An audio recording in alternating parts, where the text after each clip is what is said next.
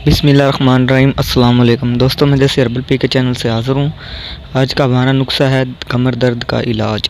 बहुत ही आसान नुस्खा है और आज़मूदा भी है।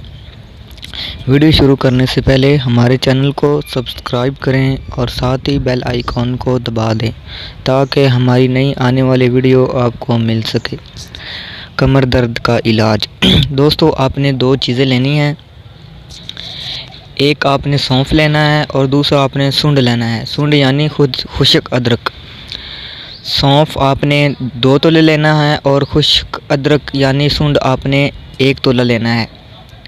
आपने इसे पीस लेना है, बारीक सफ़ूफ़ कर लेना है। सफ़ूफ़ करके आपने इसे रख लेना है और आपने सुबह 6 माशा दूध के साथ इसे इस्तेमाल करना है और 6 माशा शाम को आपने दूध के साथ इस्तेमाल करना है। इंशाल्लाह कमर दर्द नहीं रहेगा इंशाल्लाह। ये हमारा आज़मूदा नुस्खा है और बहुत ही आसान नुस्खा है। दुआओं में याद रखना। अल्लाह हाफ़िज़।